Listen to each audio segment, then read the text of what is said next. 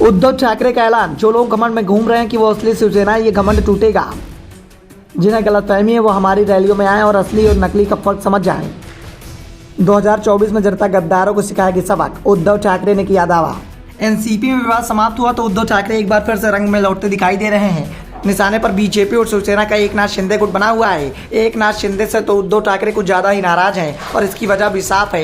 एकनाथ शिंदे की बगावत के चलते उनके पास सत्ता नहीं है। 2.5 साल से ही सत्ता चली गई थी और सत्ता जाने के बाद से ही पार्टी को बहुत नुकसान उठाना पड़ा, क्योंकि शिवसेना पर एकनाथ शिंदे का अधिकार हो गया। उद्धव ठाकरे के हाथ से सत्ता छूटी तो वो महाराष्ट्र की यात्रा पर निकल चुके हैं और इस बार वो शिवसेना का मजबूत गढ़ माने जाने वाले कोंकण पहुंचे थे। कोंकण के रत्नागिरी जिले में बारसू के रिफाइनरी प्रोजेक्ट का स्थानीय लोग विरोध कर रहे थे और ठाकरे उनका समर्थन करने के लिए यहाँ पहुंचे थे। शाम को 7:45 बजे महाड़ में उनकी रैली शुरू हुई।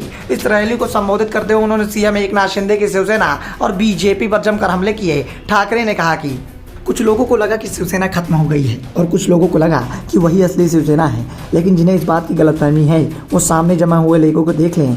जिन लोगों ने शिवसेना को बड़ी बनाया है ये उन लोगों की भीड़ है।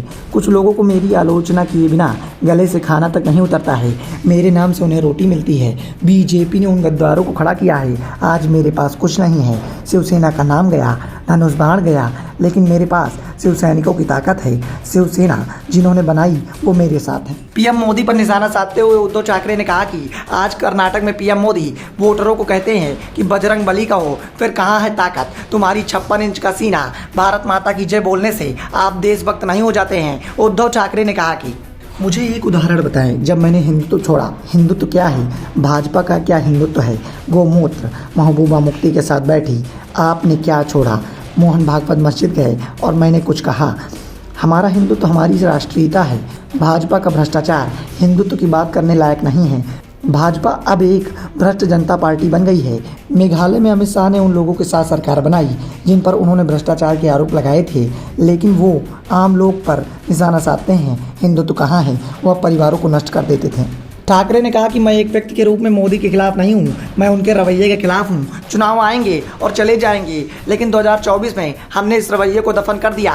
अगर नहीं किया तो लोकतंत्र समाप्त हो जाएगा। अगर दम है तो सभी चुनाव को मिलाएं। आप मोदी के नाम के साथ आते हैं, मैं अपने पिता के नाम के साथ आता हूँ। उद्धव ठाकरे ने कहा कि महाविकास अघाड़ी के साथ चल रहा हूं, तो क्या मैं आज कांग्रेस को वोट रहा हूं? नहीं, हमारे लोग जमीन पर मेहनत कर रहे हैं। अगले चुनाव में गद्दारों की जमानत जब्त होने वाली है। हमारी सभाओं में मैदान कम पड़ रहे हैं। लोगों की भीड़ इस बात का प्रमाण है कि प्रदेश में जो सरकार है उसे आप लोगों ने नहीं चुना है। बारसू रिफाइनरी प्रोजेक्ट को लेकर उद्धव ठाकरे ने कहा कि अगर यह इतना ही अच्छा प्रोजेक्ट है तो गुजरात में ले जाएं। लोग कहते हैं कि यह विकास लाने वाला प्रोजेक्ट है। विकास के नाम पर मूर्ख बनाने का काम हो रहा है। यह प्रोजेक्ट पर्यावरण को नुकसान दिलाने वाला है, किसानों का हक छीनने वाला है। बोलूं नहीं तो क्या करूं? महाराष्ट्र के लिए राख, गुजरात के लिए रंगोली क्यों?